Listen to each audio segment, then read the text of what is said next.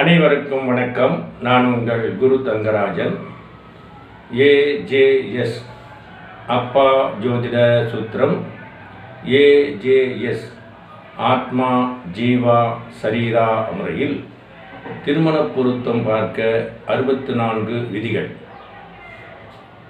அப்பா ஜோதிட சூத்திரத்தில் ஜோதிடத்தில் புதுமை, ஜோதிடத்தில் புரட்சி, ஜோதிடத்தில் மறுமலர்ச்சி, ஜோதிட சீர்திருத்த கருத்துக்களை கொண்டது அப்படின்னு சொல்கிறோம்.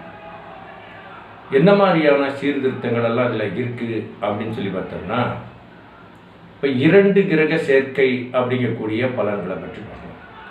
2 கிரக சேர்க்கை ஏற்பட்டால் எப்படிப்பட்ட பலன்கள் அப்படின்னு சொல்லி பார்க்கும் பொழுது, நாம் முதல் முறையாக சூரிய பகவான் என்று சொல்லக்கூடிய ஆத்மகாரகன் என்று சொல்லக்கூடிய சூரிய பகவானை பற்றி நம்ம முதல்ல பார்க்கலாம். சூரியன் என்று சொல்லக்கூடிய கிரகம் மேசராசியிலே உச்சம் பெற்று கேதுவுடன் கூடி கேது சாரம் ஏறினார்.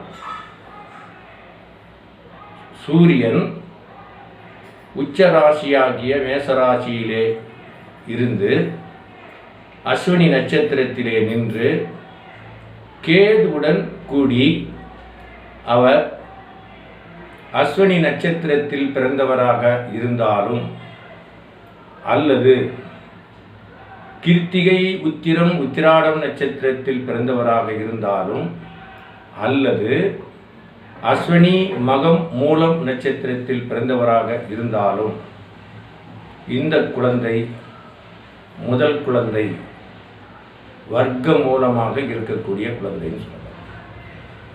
இந்த குழந்தை முதல் குழந்தை அல்லது வர்க்க மூலம் என்று சொல்லக்கூடிய நிலையில் இருக்கக்கூடிய குழந்தை.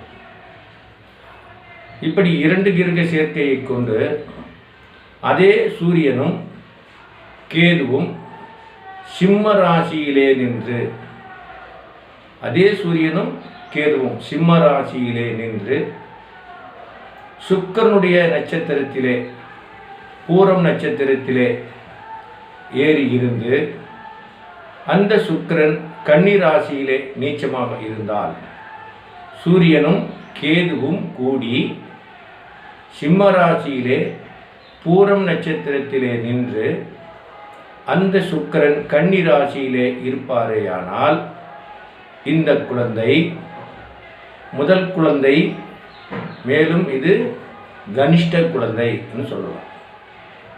இந்த குழந்தை முதல் குழந்தையும் இதுதான். அதே சமயத்தில் கடைசி குழந்தை, அதாவது ஏகன், ஒரே குழந்தை தான். இதற்கு கீழ் சகோதரனோ சகோதரிகளோ வரமாட்டார்கள் அப்படின்னு சொல்லலாம்.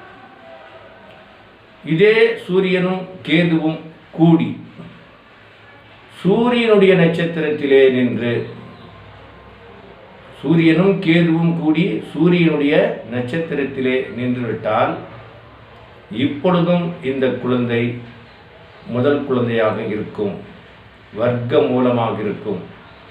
ஆணாக இருந்தாலும் சரி, பெண்ணாக இருந்தாலும் சரி, தலைமை பண்பு உடைய ஒரு அம்சத்தில் பிறந்திருக்கிறது அப்படின்னு சொல்லலாம்.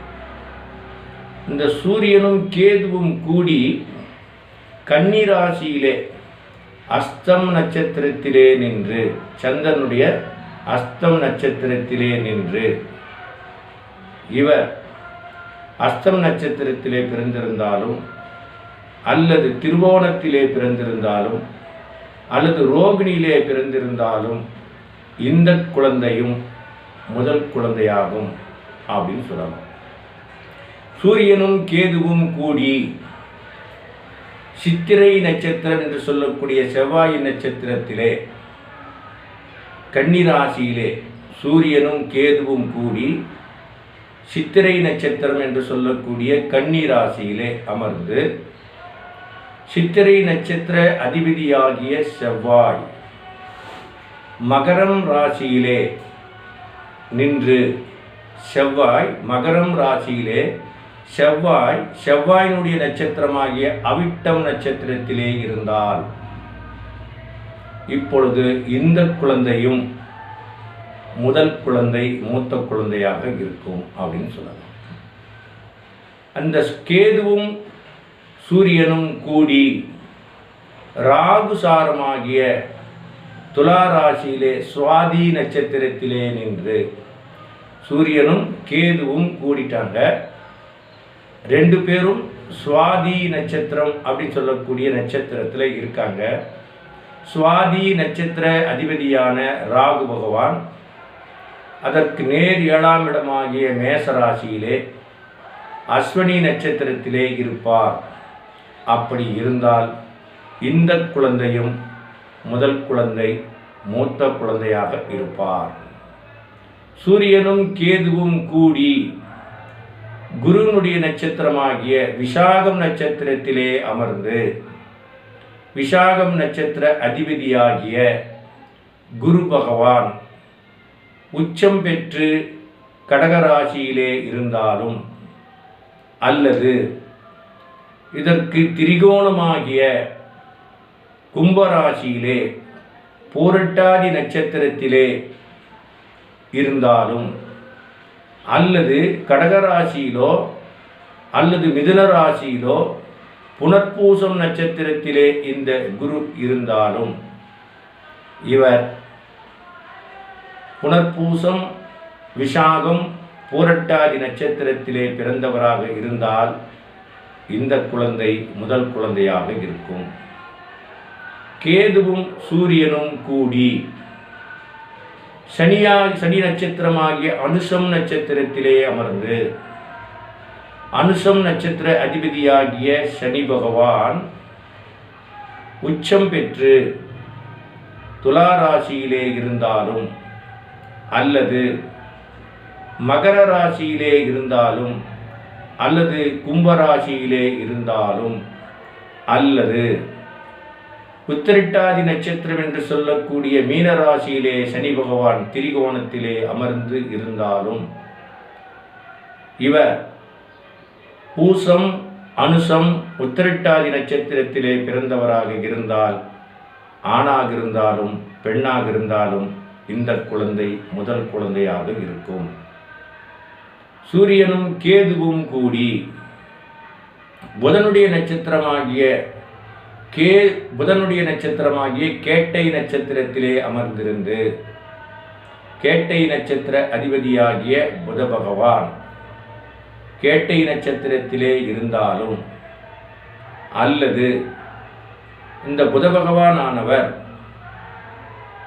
தனுசு ராசியிலே இருக்கக்கூடிய மூலம் நட்சத்திரத்திலே இருந்தாலும், அல்லது தனுசு ராசியிலே இருக்கக்கூடிய சூரியனுடைய நட்சத்திரமாகிய உத்திராட நட்சத்திரத்திலே இருந்தாலும், அல்லது மகர ராசியிலே இருக்கக்கூடிய சூரியனுடைய நட்சத்திரமாகிய உத்திராட நட்சத்திரத்திலே இருந்தாலும், இவர் ஆயில்யம் கேட்டை ரேவதி நட்சத்திரத்திலே பிறந்தவராக இருந்தால் இந்த குழந்தையும் முதல் குழந்தையாக இருக்கும். இப்போ நாம் கேது பகவானும் சூரிய பகவானும் கூடி, அதாவது கேதுனுடைய நட்சத்திரம், சுக்கிரனுடைய நட்சத்திரம், சூரியனுடைய நட்சத்திரம், சந்திரனுடைய நட்சத்திரம், செவ்வாயுடைய நட்சத்திரம், ராகுனுடைய நட்சத்திரம், அடுத்ததாக குருனுடைய நட்சத்திரம், சனியினுடைய நட்சத்திரம், புதனுடைய நட்சத்திரம் என்று சொல்லக்கூடிய 9 நட்சத்திர சாரங்களிலே கூடியிருந்து அவர் இதில் சொன்னபடி அந்த நட்சத்திரத்தில் பிறந்தவராக இருந்தால் அவர் அந்த குடும்பத்தின் மூத்த குழந்தையாக முதல் குழந்தையாக இருப்பார். இது 2 கிரக சேர்க்கை பலன். அப்பா ஜோதிட சூத்திரம் உங்களுக்கு மிக தெளிவாக உண்மையாக நேர்மையான பலன்களை எடுத்து கூறி துருவ கணிதத்தை எப்படி தேர்ந்தெடுப்பது என்பதை பற்றி தொடர்ந்து அடுத்த வீடியோவில் தொடர்ந்து பார்க்கலாம். துருவ கணிதம் தெரிந்து கொள்ள நீங்களும் உங்களை தயார்படுத்துங்கள். நான் உங்களோடு சேர்ந்து பயணிக்கிறேன், நீங்களும் என்னோடு சேர்ந்து பயணிங்கள். காலை 6 மணி முதல் 7 மணி வரை ஆன்லைன் வகுப்பு, மாலை 6 மணி முதல் 7 மணி வரை இன்னொரு ஆன்லைன் வகுப்பு, இரவு 8 மணி முதல் 9 மணி வரை மேல்நிலை வகுப்பு என்று 3 நிலைகளிலே வகுப்பு தொடர்ந்து நடைபெற்று வருகிறது. உலகத்தின் எந்த பகுதியில் நீங்கள் இருந்தாலும் அப்பா ஜோதிட சூத்திரம், திருமண பொருத்த திறவுகோல், 64 விதிகளை தெரிந்து கொண்டு மக்களுக்கு தொண்டாற்றுமாறு மீண்டும் வேண்டி கேட்டுக்கொள்கிறேன். நன்றி, வணக்கம்.